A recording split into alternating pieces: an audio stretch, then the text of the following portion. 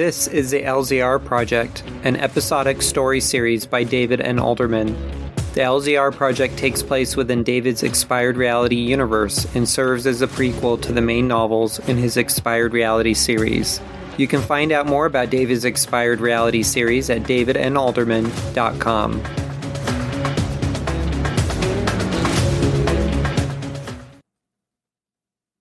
Episode number 35. I don't understand, David said over the phone. President Anderson sighed, making David feel bad for being difficult. David, I want you to focus on capturing Mr. Big. I just watched a woman walk through a portal to another world, David whispered.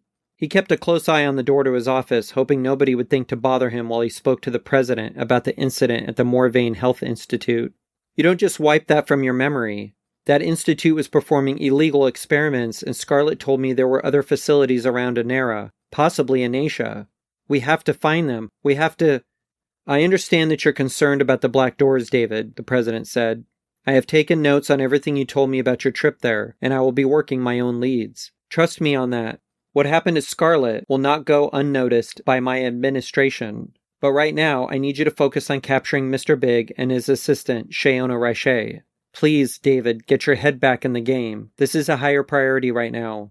David ran his hand through his hair, wanting to argue his point further, but he didn't. He respected President Anderson, and he knew that arguing with the president would get him nowhere. If the man wanted David to do something, David needed to do it. Mr. Big needed to be captured, and Shayona Rache needed to be killed. Yes, sir. Thank you, the president said. Now, I sent a few thin leads Roger's way, so get with him and see if you can mine some gold out of that ore. I will. Have you heard from Sean? The president asked. No, I have no idea where he went. If he decides to come back, David, I trust you will use your judgment to decide what to do with him. What does that mean? He's a traitor. He had a hand in Ridley and Viper's death. He'll be put under arrest. President Anderson paused for a moment before speaking. David, I want you to stop for a moment, clear your head, and answer this question. Who is your most valuable team member right now? Veronica. Why? Her skills. She seems to have her head screwed on the straightest. Carrie's somewhere else nowadays. She's mad at me, or at least acting like she's mad at me, about something. Ridley will be 6 feet under this coming weekend. Roger is the biggest nuisance I have ever worked for, so Veronica is my most valuable member. I disagree, the president said. I understand and agree that Veronica is your most skilled member, but Sean is your most valuable. Sean isn't even a member of our team anymore. Semantics, you know he's going to come back. That's an assumption, David said. It is, but a pretty logical one. I don't believe he killed Ridley. I believe he's on the run because he's trapped between two worlds, yours and Mr. Big's. David sighed. What are you getting at, Mr. President? He's going to come back because he's going to be forced to choose a world to live in. He'll choose yours over Mr. Big's. And because he was with Mr. Big for a time, he has invaluable information that you and I don't have access to. Just think about that. How can I trust him after what he's done? I'm not really asking you to trust him. I'm asking you to trust your instinct and judgment. Take everything he says with a grain of salt. Keep a close eye on him, but give some slack to his leash so we can find Big and finally put a stop to that son of a bitch. I will do my best, David agreed. I have to go, David. Listen, you do what you have to do to get your hands on Mr. Big and Miss Rache. Like I said before, I trust your judgment. I appreciate that, David said. Goodbye, my friend, and good luck. David set the phone receiver down and leaned back in his leather chair. The knob on David's office door rattled a bit, and then the door burst open. Sean dashed into the room and shut and locked the door behind him before moving to the center of the office with his hands up in surrender. His thin beard shocked David for a split second. Give me 5 minutes, Sean said. 5 minutes to explain myself. After that, you can have me arrested. I just need to talk to you for 5 minutes. I waited as long as I could at your door for your conversation with President Anderson to end, but Roger's wandering the hall now, and I can't let him find me here. David motioned to the sofa. Have a seat. Sean shook his head and instead took a stance near the window overlooking Lysalis. Sunset was hours away, but the sky looked as if it was made of copper from the combination of clouds, sun, and haze. Look, Sean began. Let's get rid of the elephant in the room. You and I haven't seen eye to eye these past few months. Try years, David corrected. Fine, Sean replied, his eyes full of anxiety, his breathing rapid. I thought I knew what I wanted for the city. I was wrong. Mr. Big is all wrong about everything. He's tried to be a father figure or something weird like that, but I can see right through him. He's just manipulating me, trying to get me to turn on you guys even more. I didn't kill Ridley. I didn't kill Viper. Viper was trying to kill me, and Ridley stopped her, getting herself killed in the process. Ridley died a hero. David swallowed hard and motioned for Sean to continue. I ran because I was with Viper. I tried to warn her that you were coming to arrest her. That's all I went there to do. But then Ridley showed up, and you know the rest. David sat in silence, staring across the room at Sean. The man looked visibly upset. His right leg shook and his hair was full of sweat. I also received something that might make up for what I did. He approached David's desk and placed a scrap of paper in front of him. On it was scribbled an address. What is this?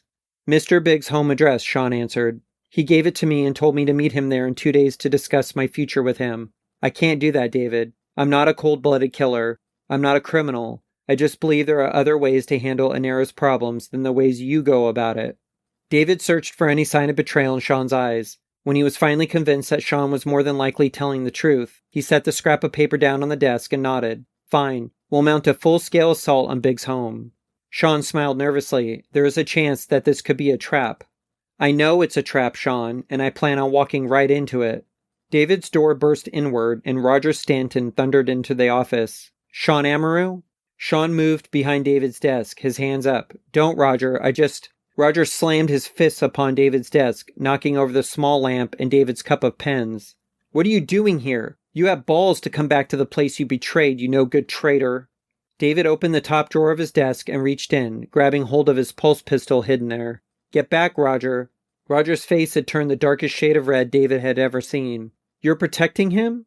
Stand back and let's talk this out, David said. You know what, David? I've put up with you for long enough. I've sat by and watched you take the potential this project had and waste it on your twisted ideals and morals and screwed up ethics. He stopped to take a deep breath before continuing. I've listened to you backtalk me. I've put up with your insubordination. I've even tolerated your damn cockeyed way of doing things. But no more. I'm pulling the chain on you, mister. You're done. Your team is done. I'm shutting this whole project down. David pulled the pulse pistol from his drawer and set it in his lap under the desk. The president can't help you now, Roger shouted. Just finding Sean here with you gives me cause to bring your judgment into question. I'm pulling the plug. I'm going to have security take you to holding until I can sort your mess out. And you, Sean, you're going with the police. David stood to his feet, holding the pulse pistol behind his back. You can't do this, Roger. We have a lead on Mr. Big, and we need to take it now. No, he shouted, his face a mottled mixture of crimson and pink splotches. No, no, no. You're through. You are no longer a laser shit or whatever you want to call yourself. You're done. Roger turned to leave the office. David pointed the pistol at the man's back and fired off a shot. A blue pulse traveled through the air and hit the man between his shoulder blades. The large man trembled for a few moments before crashing to the floor. Help me move him to the holding cell, David said as he set the pulse pistol on his desk and grabbed Roger's hands. Sean came around the desk and grabbed Roger's feet. I can't believe you just did that. We'll both be arrested now. We'll be fine, David reassured him. Let's get him to holding, and then we can get Carrie and Veronica over here to plan our raid on Mr. Big's house.